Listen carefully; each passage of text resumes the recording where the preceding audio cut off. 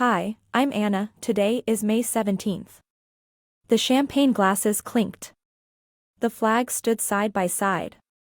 The handshakes were firm, the smiles broad, and the cameras captured every carefully choreographed moment. But behind the gleaming surface of America's most consequential diplomatic week in years, something else was happening entirely, something the cameras were never meant to see. On the evening of May 14, Chinese President Xi Jinping hosted Donald Trump at a state banquet inside the Great Hall of the People in Beijing. The menu was extraordinary: golden lobster soup, crispy beef ribs, Peking duck, pan-fried buns, tiramisu, imported wines. Elon Musk was there. Secretary of State Marco Rubio was there. Dozens of the world's most powerful delegates sat under the chandeliers, plate after gilded plate arriving at the table. And Donald Trump ate none of it. According to reports that emerged after the visit, Trump did not consume a single dish prepared by Chinese hands during his entire stay. The White House had brought its own chefs and its own food. While Xi's kitchen labored over a banquet designed to dazzle, a display of culinary diplomacy honed over thousands of years of Chinese statecraft, Trump's meals were being prepared separately, out of sight, by people who had flown in from Washington. A journalist present at the dinner noted that the food was delicious. Trump didn't eat much. That was a diplomatic understatement. The broader security posture told the rest of the story. Senior officials and traveling executives were instructed to leave their personal phones behind entirely, replacing them with clean devices and operating only within designated secure zones.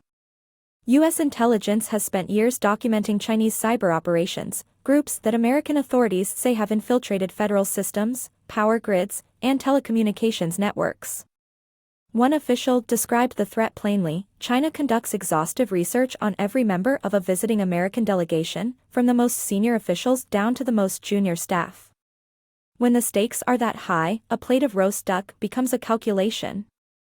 On the surface, a century-defining summit, toasts raised, deals announced. Beneath it, every dish and every glass was a move in a game that never stops.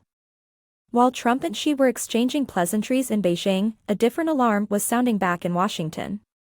On Sunday, Axios reported that classified intelligence assessments had revealed something that, in any other week, would have dominated every front page in the country. Cuba has acquired more than 300 military attack drones, sourced from Russia and Iran since 2023, and Cuban military officials have begun actively discussing how to use them. The targets under discussion include the U.S. naval base at Guantanamo Bay, American military vessels, and potentially Key West of Florida. 90 miles from American soil. The weapons didn't appear overnight. Cuba has been quietly stockpiling drones of varying capabilities at strategic locations across the island, while making fresh requests to Moscow for additional military supplies. U.S. intelligence intercepts indicate Havana has been studying how Iran managed to absorb and resist American pressure without triggering full military retaliation. 3 days before the report dropped, CIA Director John Ratcliffe flew directly to Havana, not to negotiate, but to deliver a blunt ultimatum on behalf of President Trump.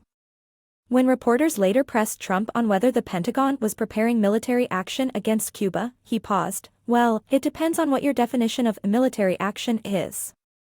Step back, and the shape of the week becomes clear. In Beijing, the United States sat across from its most consequential strategic rival, smiling for cameras, announcing deals, while quietly refusing the food and running security protocols befitting a wartime visit. In Havana, a regime most Americans had written off as a Cold War relic was quietly becoming a node in the same Iranian-Russian weapons ecosystem, reshaping conflicts from Ukraine to the Persian Gulf. The banquet was magnificent. The roast duck, by all accounts, was superb. Donald Trump didn't touch any of it. And 90 miles from Florida, 300 drones are waiting.